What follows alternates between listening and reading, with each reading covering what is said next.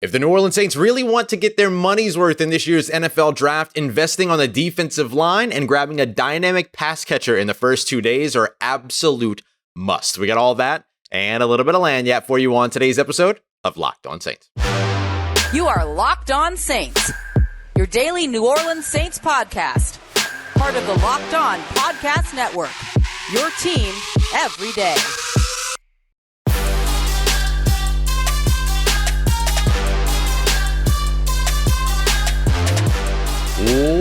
What is good, Who Dat Nation and Who Dat family? Welcome into another episode of Locked On Saints, your daily podcast covering your favorite team, the New Orleans Saints, part of Locked On Podcast Network, your team every day. Thanks so much as always. Make Locked On Saints your first listen of the day every day. Don't forget, you can subscribe and follow for free on YouTube or wherever you get your podcasts so that you never miss the latest episodes. And I'm your host, Ross Jackson, at Ross Jackson Nola on Twitter, your New Orleans Saints expert, credentialed member of the media over at Locked On NFL every Tuesday, and here with you every single Monday through Friday on Locked On Saints. And on today's episode, it is Mock Draft Mondays. We're doing a 7-round mock draft. We're going to take it step by step. Day 1, day 2, we're going to take a look at the way for the New Orleans Saints to continue to add weapons in day 3 and some 7th round sleepers that could have an immediate impact or at least have an impact down the road. But I want to get started off with the way that the New Orleans Saints can kick off this NFL draft here in April, later on this month, with the biggest day 1 or day 2 draft impact. And the way the New Orleans Saints need to do that is by investing where they need the most help. This is a bit of a draft where the Saints are expected to go in with some needs. This isn't necessarily the way that the Saints usually like to go into the draft, right? They like to take care of their needs in free agency so that they can instead in the draft go best player available. And in some cases, best player available / biggest needs can still kind of overlap, right? That's still a part of what your best player available could be, is the positional value and how much you still need at that position. So for the New Orleans Saints, I think that starting off on the defensive line and getting a dynamic pass catcher are absolute must in the first 2 days. That way they have already spent their most important funds at the most important spots. You look across this New Orleans Saints team, right? Quarterback, they improved. Wide receiver, they've improved, but you still want to stay healthy there. Probably adding another pass catcher makes a lot of sense. Running back, you've improved with the addition of Jamal Williams. Still waiting to see what's going to happen with Alvin Kamara, so probably investing in running back makes a lot of sense. Offensive line, you need depth. Defensive line, you need depth. Tight end, you're probably looking for a young tight end to start to develop over the course of the next couple of years and to partner up with Juwan Johnson this year. Cornerback, defensive back, they seem pretty set. The Saints have really, really invested there a ton, so that feels like they're pretty set. But finding another linebacker and adding depth there could be a good move for New Orleans as well. But so it's clear that the two biggest needs that they still have are defensive line, particularly on the interior, but adding an edge rusher makes a lot of sense as well. And then, of course, adding a dynamic pass catcher too. So let's get to the draft. Apologize for those of you that are watching on YouTube for kind of the weird video and everything like that. Had to kind of quickly get things together because I got held over in Atlanta overnight. So fingers crossed that I make it out and they don't find out that I cover the Saints because I might not make it home. But other than that, everything should be fine. So we're starting off here at pick 29 here in round 1. We're going with Michigan defensive tackle Mazi Smith. Now I usually bounce between Mazi Smith and Khalen Saunders, the dynamic but undersized defensive tackle out of Pittsburgh. In this simulation that I ran over at Mock Draft Database, Khalen Saunders wasn't available. He wasn't an option. So I had a lot of defensive linemen that I could pick from. I could have gone with and maybe gone a little bit early, but taken Odatamawa Adebawore out of Northwestern if I wanted to do that. I could have gone with the Kansas State edge rusher as well, but for me, defensive interior is still such a huge need and still a part that the New Orleans Saints need to continue to build. I love the additions of Khalen Saunders and Nathan Shepherd and bringing back Malcolm Roach. You've become a better pass rushing team while still holding strong with your run stopping identity with the new additions of Saunders as well as Shepherd, but you're not done there yet. I mean, you've got 4 of these guys on the roster and 3 of them have never taken a regular season snap for you, right? As you're adding in Prince-Amelli to that equation. So you want to go and find another guy. Maybe you find another one in free agency. I still think Los Angeles Rams former defensive tackle A'Shawn Robinson would be an excellent and cost-effective move but that might have to be a post-draft thing. Mazi Smith, adding him, you get somebody that's disruptive as a pass rusher, and that is an absolute run plugger as well. Great run stopper. So there's a lot of different ways that the New Orleans Saints can improve that defensive line still in the remainder of this offseason. And of course, the first round of the NFL draft is a big spot where you can watch. Just to give you another alternative of a player that I almost selected here, it was O'Cyrus Torrence, the offensive guard out of Florida. Almost went there, but decided to focus on defensive interior right off the top because the defensive interior class is deep, but the deeper you get down the draft board, the more you start to lean into run stopping as in lieu of pass rushing availability and pass rushing ability. So I wanted to go early, and then I might revisit this for another run stuffer later on down the board. Round 2, pick 40. I went with Georgia tight end Darnell Washington. Now, if you look at Darnell Washington as a box score scouting approach, you're not going to see a lot of production. Didn't have a lot of targets, didn't have a ton of receptions, didn't have a ton of receiving yards.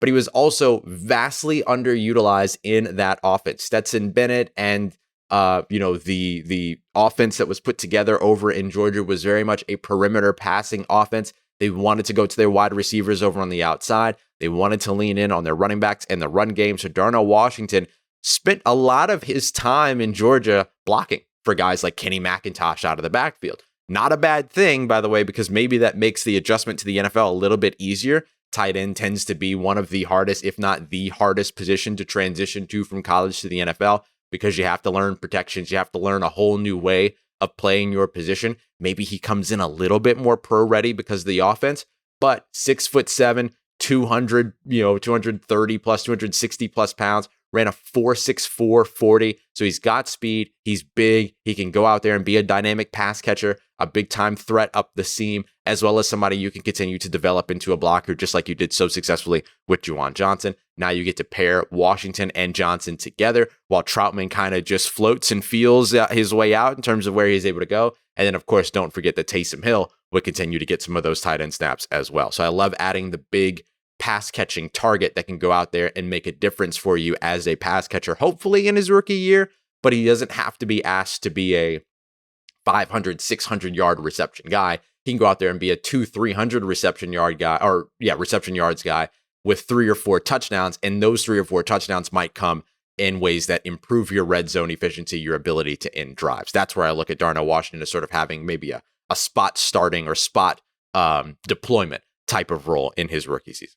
And finally, we'll wrap up day 2 here with Zach Harrison, the edge rusher out of Ohio State. Fantastic size, 6'4", 6'5", 280, 270 pounds. Doesn't have a ton of production in terms of his time in college, was a little bit of a college underachiever. But when you're asking him to come into New Orleans and not be a starter, but get involved instead as a rotational player on the edge, along with Cam Jordan and Carl Granderson and Peyton Turner and Tano Passanio, you don't need him to come out there and play 600, 700, 800 snaps his rookie year. He can rotate in for 400, 500 snaps and give you something that you really, really want to see from him. He's only got 11 career sacks, just over 20 tackles for a loss. So again, a little bit of a collegiate underachiever, but in the 3rd round, I am absolutely happy to invest in tools and traits, things that you can't teach, which Zach Harrison absolutely has in terms of length and size, as well as athletic ability. So I'll grab that and then try to hone in those skills in a 3rd round, as opposed to spending a 1st round pick to grab a project edge rusher. I'm okay with getting somebody that could potentially have an immediate impact, but also be a project that gets better and better and better in the 3rd round. Perfectly happy with that. So wrapping up day 2, Mazi Smith, the defensive tackle out of Michigan, Darnell Washington, the tight end out of Georgia, and Zach Harrison, the edge rusher out of Ohio State. That gives us a really, really strong start and a really, really early sort of better return on investment for the first part of the draft. Next, we're going to get to our round 4 selection, as well as our 2 round 5 selections to show you how the Saints can continue to add weapons in the 3rd day early on. We got that coming up for you as we continue on with today's episode of Locked On Saints, part of Locked On Podcast Network, your team every day. And today's episode of Locked On Saints brought to you by our friends over at Ultimate Pro Football GM. If you ever wanted to be a football GM or manage your own football franchise, well, this is the mobile game for you. Entirely offline and entirely free to play. No timeouts, no having to wait for stuff after you do it to play your next game or anything like that. You can go at your own pace. You can go through 20 seasons in a day. You can go through one season in a day if you want to. I absolutely love this game. It is fantastic for traveling because of that offline ability to where you could play it on the plane, you could play it on the subway if you're, a subway traveler, all these other things. It is super, super dope. And especially right now with free agency kind of ending in the NFL and the draft starting up, you can be going into your draft as well, getting ready on the same calendar as the NFL over at Ultimate Pro Football GM. And Locked On Saints listeners are going to get a 100% free boost to your franchise by using the promo code Locked On in all caps and all one word in the game store. That's Locked On in all caps in the game store. So make sure you check it out today. To download the game, just visit ultimate-gm.com so you can look it up in the app stores as well. Ultimate Pro Football GM. Start your dynasty today.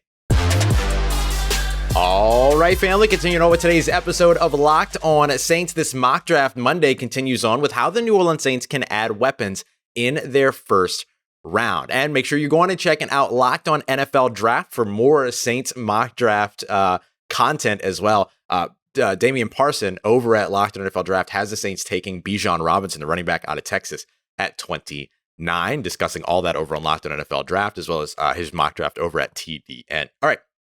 Let's get started here with day 3 and how the New Orleans Saints can add some weapons early on in day 3. Thanks again for making Locked On Saints your first listen of the day every day here on the Locked On Podcast Network. So at pick 115, I didn't go for the weapon yet. I went ahead and invested in a spot that I've actually never invested in when it comes to a mock draft on the show. And so I went with offensive tackle Blake Freeland out of BYU. Now, some might say, Ross, why are you going offensive tackle? They just took a tackle last year in the first round in Trevor Penning. You have Ryan Ramczyk over on the right side. But just kind of hearing Dennis Allen speak a little bit about Trevor Penning and saying, okay, we bookending his season with the 2 foot injuries, like a lot of what he has to offer, but can he stay healthy? And the sky's the limit for him if he can stay healthy. There sure are a lot of caveats around Trevor Penning's health right now. So I want to be ready for that. But I don't want to lose sight of Ryan Ramczyk's health either. The guy for the past 2 seasons has been limited pretty much every Wednesday at practice. He's missed games over the course of the past couple of years with a variety of different injuries, including knee injuries, back issues, things like that. And so with all of that, I just kind of want to be ready at tackle. I've got James Hurst for another year, but what do I have after that, right? Do I have somebody that I can develop within my system? And I like Blake Freeland. He did some incredible things in terms of, his timing and everything like that. 37-inch broad jump, a 4.98 40-yard dash. That was standing at 6'7", 6'8", and over 300 pounds. The guy is absolutely outstanding. An insane short shuttle, an insane 3-cone. So you know that he can move. He's very mobile, can get out there and sort of run what it is that the Saints like to run and get their offensive linemen to the second level. And if you've got a guy like Blake Freeland who can do that on the right side long-term, and then a guy like Trevor Penning who could do that on the left side long-term, and you just continue to groom and get Blake ready just in case Ryan Ramczyk goes out, you're in a really solid spot there. And then maybe it gives you the flexibility to challenge at guard a little bit with some other players. Maybe James Hurst is finally able to do that so that he becomes a bona fide starter within the Saints offensive line as opposed to sort of this rotational piece. And so when you look at the prototypical size, the length that Blake Freeland has, how well he moves in the run game, how smart he is in terms of identifying protections, things like that. And then also just his fantastic violence, right? He's just really, really violent, got good hands, all of that. And he makes a ton of really, really good choices. He is a starter for you that you're drafting in round 4. So I know it's not the sexiest pick right away, but continuing to build that offensive line should maybe be a little bit more of an emphasis than the way that we're treating it as media members so far for the New Orleans Saints. I feel like not enough of us are talking about what the offensive line needs. And depth, at least, is a big part of what that offensive line needs outside of what most of this team needs, which is health. Up next here, as we get into our 2 picks in round 5, pick 146, wide receiver out of West Virginia, Bryce Ford-Wheaton. Size, speed, leaping ability, good hands, good contested catch ability, all of that. This is one of those guys that you're able to grab in the 5th round and allow him to be behind. I mean, at most, he's your fifth wide receiver, right? Because you've got Michael Thomas, Chris Olave, Rashid Shaheed. You've added Bryan Edwards up at the top. Maybe Traquan Smith is in that conversation, depending upon how the offseason goes for him. Keith Kirkwood is on the roster, as well as Kirk Merritt. And then that kind of rounds out your wide receivers with the addition of Kawan Baker I believe he's on a reserve futures deal. But either way, he's on the roster. And then you have a guy like Bryce Ford-Wheaton out of West Virginia, who you can add to the mix, who again, size, 6'3", 6'4", he's over 200 pounds, and he's putting up really, really good numbers in terms of his athletic scoring and everything as well. So you have the size, the speed, you've got it all when it comes to Bryce Ford-Wheaton. Just want to see if he can translate to the NFL. But with a position like wide receiver, not necessarily one that you have to run early for. You can go a little bit later, much like running back, which we're going to do here in just a second, and get somebody that becomes a qualified or a quality rather player for you pretty quickly, relatively quickly. Doesn't have to have a rookie season impact, but could be one of those, Z flanker guys or potentially X receiver guys in certain setups, certain, personnel, certain play calls, to where he's able to go out there and get you those extra yards and a little bit of yards after catch as well. If you want to talk about yards after catch, let's talk about some yards after catch out of the backfield. There's a very popular running back selection for the New Orleans Saints, whether it be in the first or second round, and Alabama's Jahmyr Gibbs. But what if you want Jahmyr Gibbs' style while also getting kind of the best return on investment, right? So that you're not spending a first or second round pick on a running back. Instead, you're going in the fourth, fifth round, somewhere in day 3. Well, that's where Pittsburgh running back Israel Abanikanda comes in. Great size, 5'11", 215-ish pounds. Great speed, running in the 4.4s. He's got legitimate track speed as well in terms of his long speed. Great athleticism, great explosion. He's somebody that can catch the ball for you out of the backfield, but also running between the tackles, take on contact and run through contact as well. So kind of just like Tajay Spears, just like Jahmyr Gibbs, these guys aren't just notable because of what they can do in the passing game out of the backfield, but they also aren't notable just for what they can do in the run game out of the backfield. They do a little bit of everything.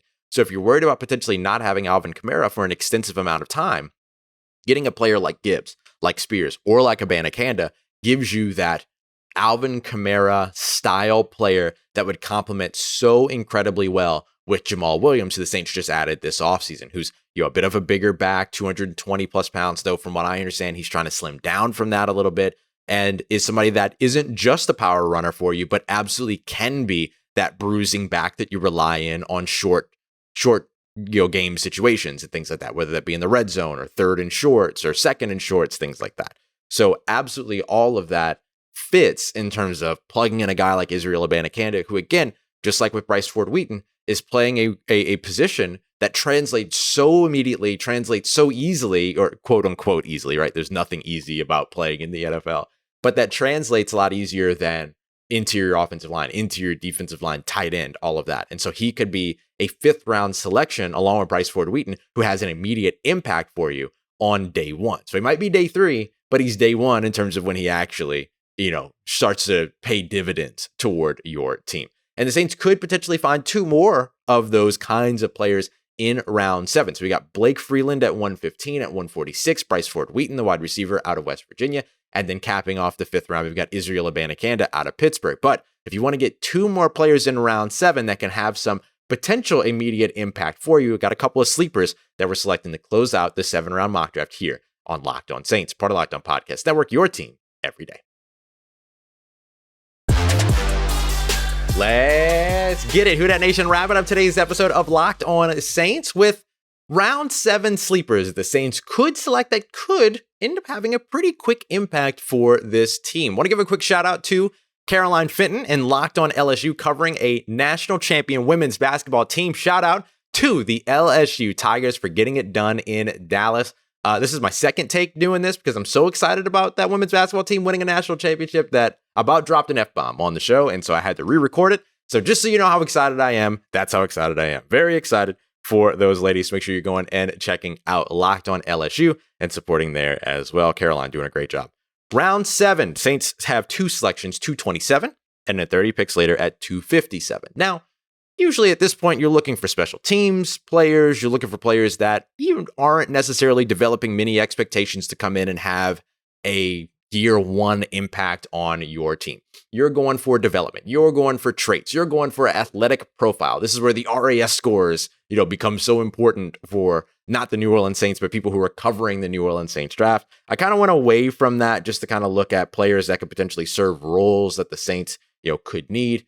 And two spots where the Saints said that they wanted to add depth still this offseason are a linebacker and defensive line.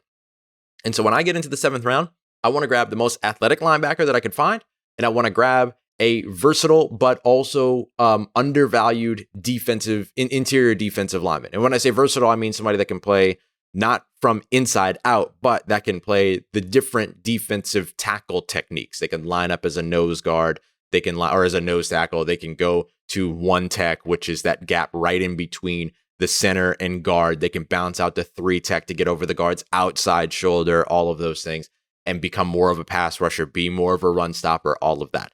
So I found those two guys. And I know I did not go with Ben Van Sumeren out of Michigan State, because I know people are tired of hearing about him. I've drafted him a bunch, but I still think he'd be a great fit for New Orleans. But the player that I went with at 227 is linebacker out of Jackson State, Aubrey Miller Jr. You want somebody that can cover? Okay. You want somebody that can blitz the passer? Okay. You want somebody that can put his head down in the run game and make good decisions and make solid tackles? Okay. Aubrey Miller can be that guy for you, but also immediate special teamer. Immediate special teams ace. Don't forget what you lost in Caden Ellis as a special teamer. Don't forget what the Saints no longer have on special teams now that Caden Ellis is in Atlanta. I know a lot of us have been kind of hyping the idea that, what the Saints really lost was this, pass rusher from the second level. That's this versatile piece that also improved in coverage. And, it's really the potential, the ceiling of Caden Ellis on defense that they lost. All of that is true, but don't get it twisted. His biggest role in New Orleans up until Pete Werner was injured, New Orleans Saints starting linebacker next to Demario Davis, was as a special teamer, and a very, very good one. And that's not me diminishing Caden Ellis. Y'all already know how Caden and I are. He's been on the show before.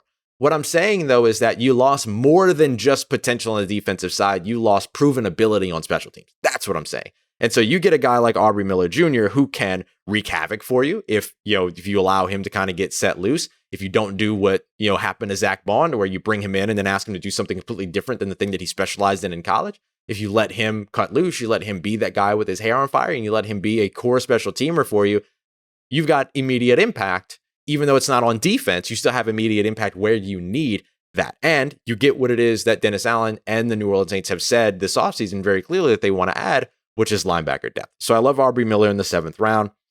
And then at 257 to wrap up this draft, I went with defensive tackle out of West Virginia, Dante Stills. Now, Dante Stills is one of those defensive tackles that's, I don't want to say had a fall off, but we certainly had a different expectation for him a few years ago. He was one of those guys that we thought was going to be, one of the better defensive tackles in this year's class, all of that by the time that he was ready to come out. But some things kind of got in the way of all that. Really, really quick, really, really good gap penetration. Move side to side really, really well, which is important in the run game when you're trying to scrape up laterally up the line of scrimmage to make plays. And then, of course, really, really strong tackler as well. I think he had 53 tackles for a loss in his career at West Virginia. He is a little bit undersized, coming in at 6 foot.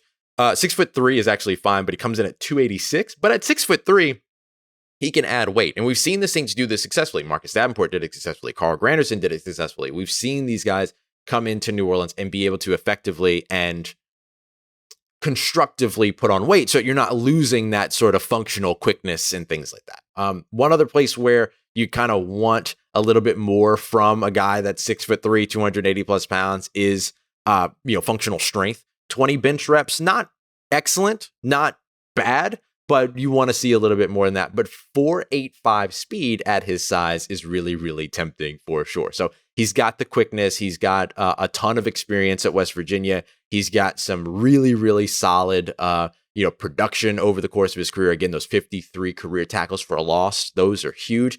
But you're looking for him to come in and be a rotational guy, along with Saunders, along with Shepherd, along with Malcolm Roach, and then of course we drafted to start this all off Mazi Smith, who has a little bit more of the run-stopping ability, a little bit more of the pass-rushing ability than Dante Stills, but Stills has so much potential in both sides of those games.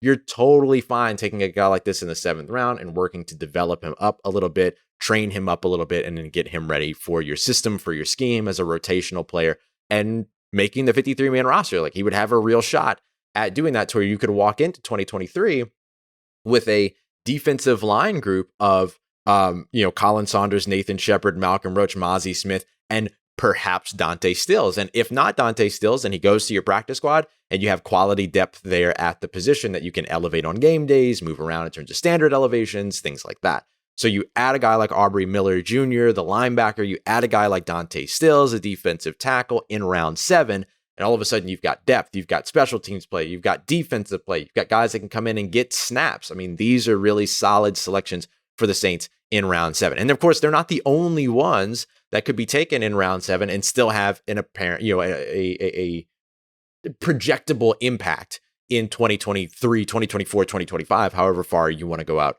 and look at it. So I think that this is a really solid draft for the New Orleans Saints. And if you can get rid of and check the boxes of defensive line, hopefully at multiple positions, as well as at pass catcher, whether that be wide receiver or tight end, in my opinion, if you can do that in the first couple of days, then you're just kind of sailing for the last 2 days or the last day of the draft, taking players that check boxes in terms of traits and athletic ability and physical ability and size and stature and speed, height, weight, speed combination guys, and special teams and depth, all of that. Like, you're in a really good place throughout the rest of the draft if you're able to get that done. The one thing that I might change about my approach in this draft was taking an offensive tackle instead of an offensive guard. I probably should have gone with an offensive guard instead of Blake Freeland, but it was really, really hard to pass him up based on the incredible performances that he's had. And I think that drafting him and getting more depth at tackle allows you to do something different with James Hurst. So it kind of is 2 birds, 1 stone kind of situation. You get the offensive tackle depth,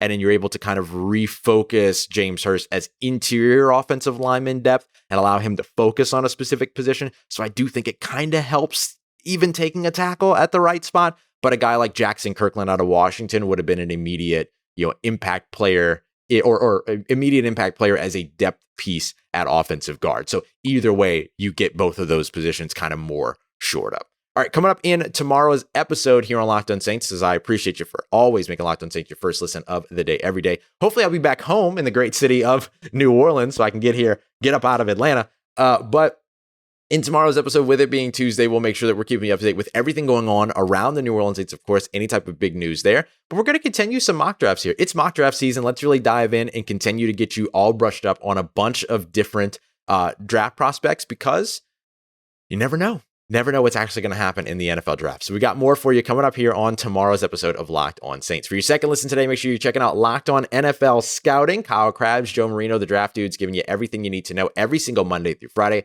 about what it takes to build a successful NFL franchise. They've got you covered. Whoops, dropped my phone. They've got you covered for under 30 minutes every day. Appreciate you as always for making me a part of your day, part of your routine, for saying yes to me and the show. As always, if you see me, say hi. And if you need anything else around your New Orleans Saints in between these episodes, make sure you follow me on Twitter at Ross Jackson, NOLA. Hit me up. Let me know how the family's doing. Let me know how you're living. Let me know how you're momming them. And trust you, that nation. I'll holla at you.